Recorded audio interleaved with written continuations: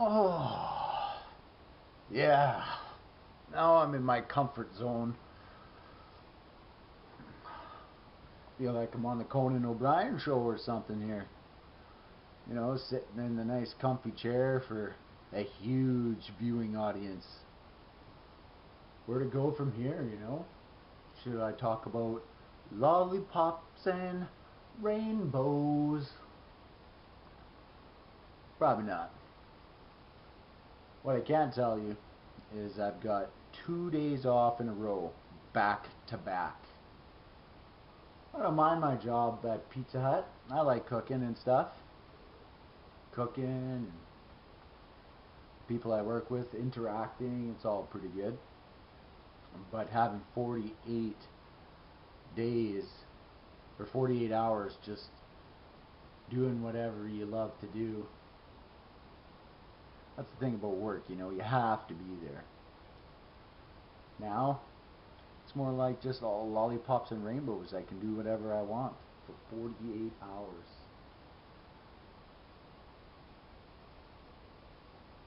And one thing I do want to do is make a couple videos. I get a good amount of pleasure in making these videos. I wish this was my job. Then it would be like every day I had off. But you know, I can wish and wish and wish. But for the foreseeable future, I'll be making pizza, which is okay. I don't mind pizza because I still get to do this as well. I'm just chewing some bubble gum here, trying out this new look. You know, the Tyler Morgan Show, the couch. This is the couch look now.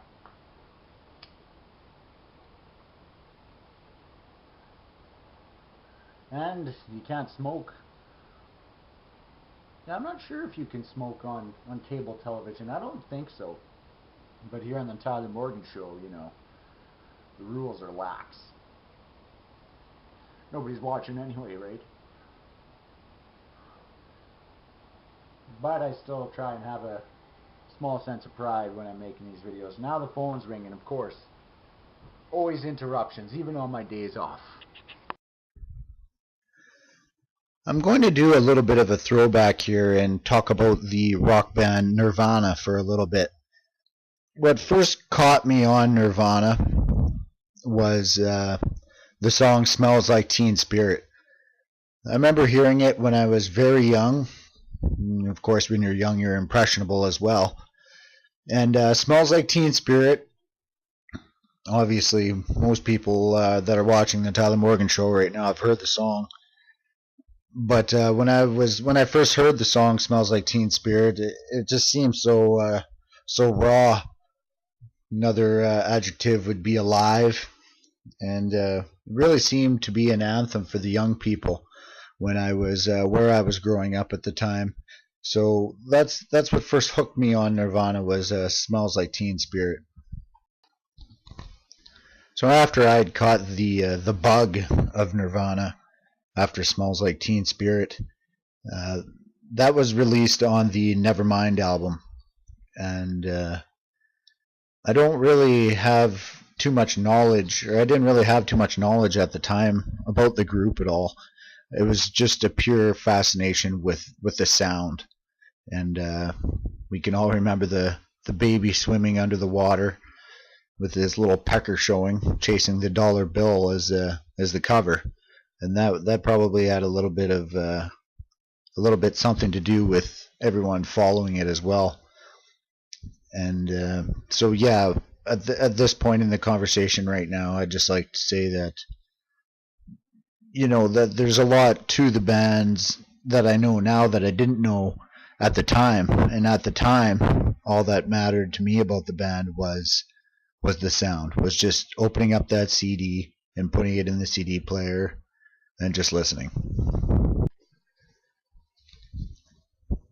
So at this point in my Nirvana fixation, I started to really look at Kurt Cobain himself, the frontman for Nirvana. And the one thing I really remember about Kurt at the time, and even now this still rings true, is his honesty. he was so honest in his own opinion that he wouldn't really bullshit anybody, and he was almost honest to a fault in some aspects, because if he didn't see things Kurt's way, then he really didn't give a shit. Like people have called him antisocial before as well. I don't know how you can be antisocial and have one of the most famous bands in the world behind you, but he sure did it. But I've also heard other stories about Kurt's honesty to a fault. One of the examples I've heard is how he wanted 75%, 3/4 of all the band's income, because it was all his writing.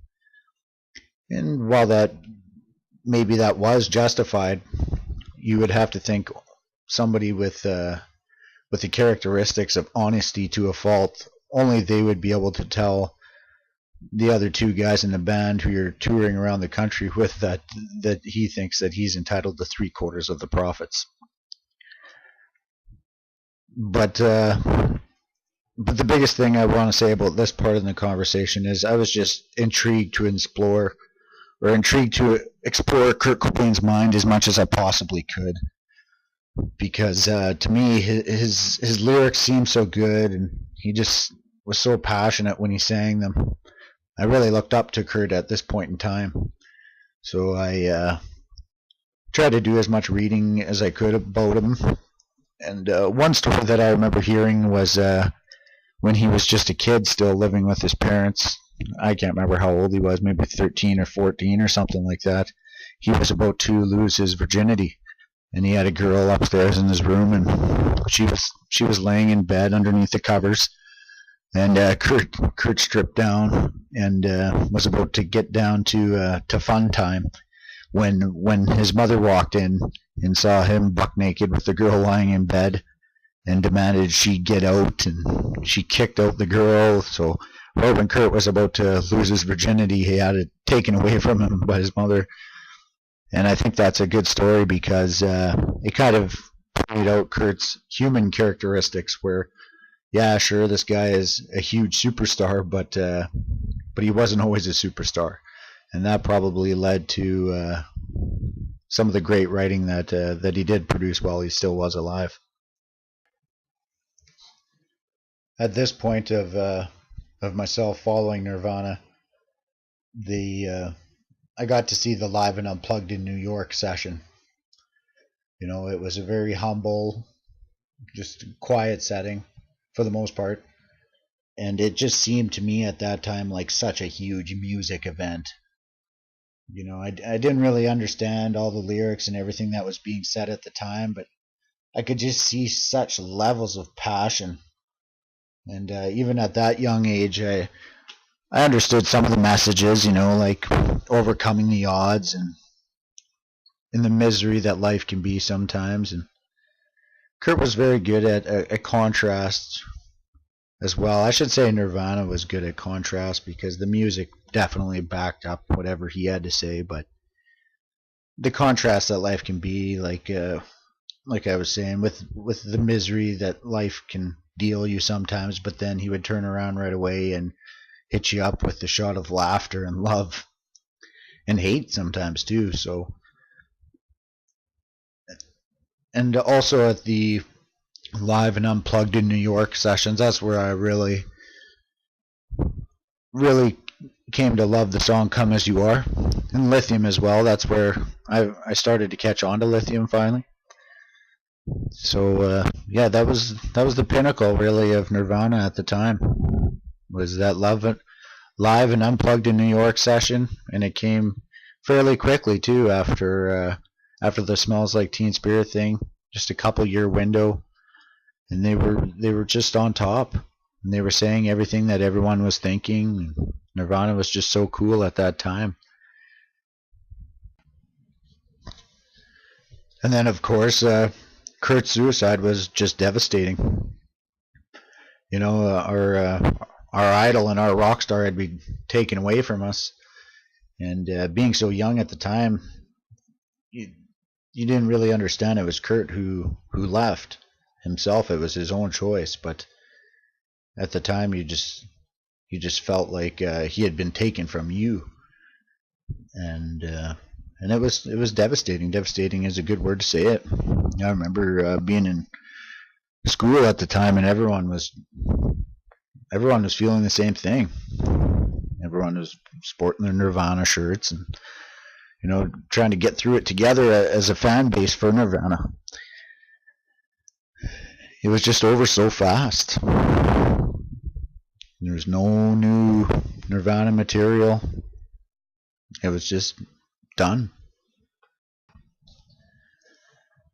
And then after that quick period of mourn, I even understood that Chris and Dave were supposed to get together and do something right after the suicide, but they couldn't even handle it themselves. It was just still too fresh in their minds. So we had that little period of not really saying or doing anything when it comes to official statements or anything like that. There was just no activity at all. And then when activity finally did start, it wasn't very good at all. It was Courtney Love, who wasn't even in Nirvana, although she was a part of Kurt's life. So maybe she did influence Kurt a little bit, but the fighting started between Courtney and Dave and Chris, fighting for rights. This is in 1994, and the fighting pretty much continued with lawyers and lawsuits and counter lawsuits until 2002, when You Know You're Right was released, the last song that was recorded by Nirvana before Kurt's suicide.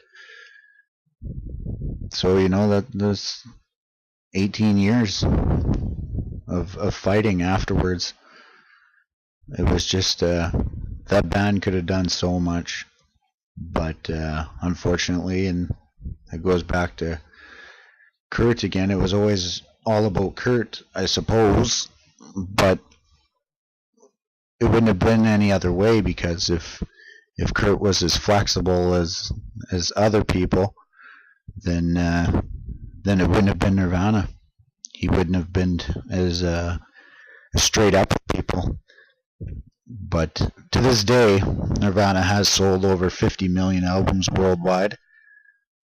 So at least we did have Nirvana for the 3 studio albums that they did release, and it was nice to get that You Know You're Right song, even though it took 18 years after. It was a good way to end the chapter. And Nirvana will always go down as one of my favorite bands, but it took 18 years for Dave, Chris, and Courtney to move on, and that's what people do, is they just move on. But we can always look back and see how cool it was at the time, and Nirvana was definitely cool at the time, and it's cool to look back once in a while as well.